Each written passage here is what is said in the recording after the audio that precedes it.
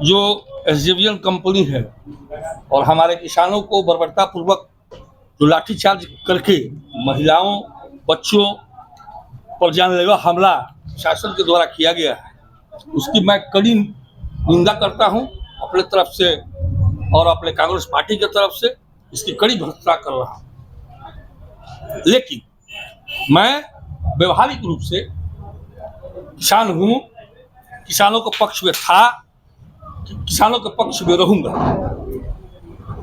और जब जब किसानों के हक और हकूक की बात आई है, मैंने विधानसभा से लेकर सदन से लेकर सड़क तक उनके मांग को अपनी मांग, उनकी आवाज को अपनी आवाज बनकर के उठाने का काम किया है।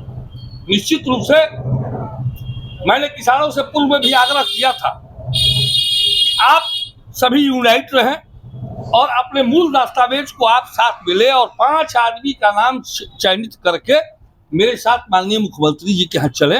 मैं माननीय मुख्यमंत्री जी से समय लेता हूँ और मैंने समय भी लिया, मुझे समय भी मिला 2023 के मई जून के लगभग में। मैं जब उनके बीच में गया और इन सब बातों को कहा हमने इस चीज को कि आप सभी दूसरे के बहकावे में ना आए।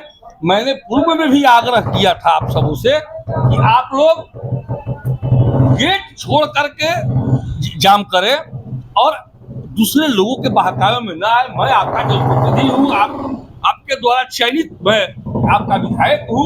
मैं माननीय मुख्यमंत्री से समय लेकर आया हूँ, आप लोग चले। और गो बैक का नारा दिया गया, मुझे मुर्दाबाद किया गया, उससे भी मुझे दुख नहीं। लेकिन आज अगर उस समय रहते हमारे किसान माननीय मुख्यमंत्री जी के यहाँ चले गए होते और माननीय मुख्यमंत्री जी के संज्ञान में ये सब बातें चली आती, जैसे कि मैंने पूर्व में भी माननीय मुख्यमंत्री को रेल कॉरिडोर और वाटर पाइपलाइन बिछाने में जो भूमि अधिग्रहण की गई है उसकी फहरिस्त और उसका पत्र जो कि जिक्र है, मैंने माननीय मुख्यमंत्री को समर्पित कर रखा है।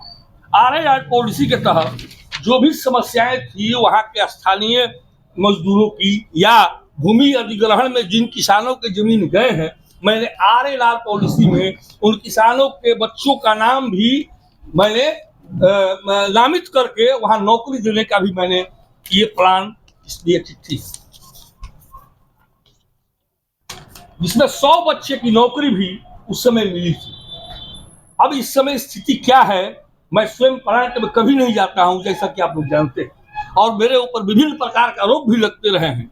लेकिन मुझे आरोपों की चिंता नहीं है, क्योंकि हमारे वो किसान हैं, मैं उनका जनप्रतिनिधि हूं और उनके द्वारा चुना गया जनप्रतिनिधि हूं। मेरा कहने का मतलब है कि सब समय जिस तरीके से मैंने किसानों को एमडीआर के पॉलिसी जो है, देखिए मैं क्वेश्चन किया था किसानों की समस्याओं को लेकर, 2022 का क्वेश्चन माननीय मुख्यमंत्री जी जब संज्ञान में गया, उस समय के तत्कालीन मुख्य सचिव ब्रजेश मल्होत्रा जी थे, जो यहाँ आकर 3 दिन तक कैंप किए, जैसा कि आप लोग के संज्ञान में है, और किसानों के साथ उनकी वार्ता भी हुई, लेकिन वार्ता बेनतीजा साबित हुई। कुल मिलाकर के जिस तरीके से मैंने किसानों के हक और हकूक की आवाज सदन से लेकर तमाम प्रशासनिक पदाधिकारी तक पहुंचाने का काम किया, हमारे आदरणीय चौबे जी इस चीज को अगर लोकसभा में अपने स्तर से माननीय प्रधानमंत्री, माननीय ऊर्जा मंत्री के समक्ष रखे होते तो हमें समझ में आता है कि इन सब किसानों की समस्याओं का समाधान कब का हो गया होता। चाहे वर्ष 2023 का लाठीचार्ज हो, भाजपा की सरकार थी, चाहे वर्ष 24 का ये वाक्य है हमारे किसानों के ऊपर बर्बरतापूर्वक लाठीचार्ज करना, ये भाजपा के ही करतूत है, भाजपा की सरकार की ही करतूत है और मैं इसकी घोर निंदा करता हूं।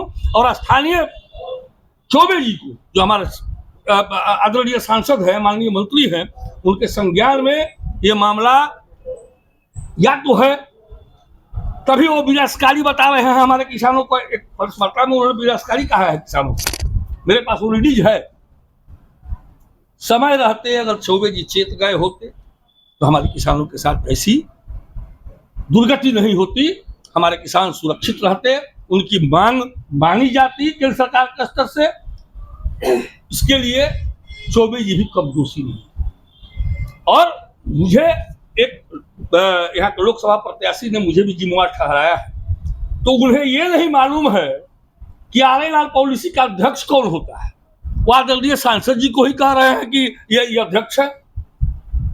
मैं उनको ये बताना चाहूंगा कि लोकसभा के आप प्रत्याशी हैं, इसको संज्ञान में रखिए। किसी जिला का अपर समाहर्ता ही आनेलाल पॉलिसी का अध्यक्ष हुआ करता है, चाहे वो कोई अपर समाहर्ता किसी जिला। ये उनको बताने के लिए मैं ये बात कहा कि वो लोकसभा के किसी दल से प्रत्याशी हैं और चौबे जी को अध्यक्ष बता रहे हैं, मुझे जिम्मेवार बता रहे हैं, तो उनके लिए ही मैं ये सब कागजात लेकर के इसी कर रहा हूं कि मैं कहां से दोषी हूं। मैं तो विपक्ष की राजनीति में उस समय भी था, आज भी हूं, लेकिन किसानों की समस्याओं के और उनकी मांगों के साथ मैं खड़ा था, खड़ा हूं और खड़ा रहूंगा।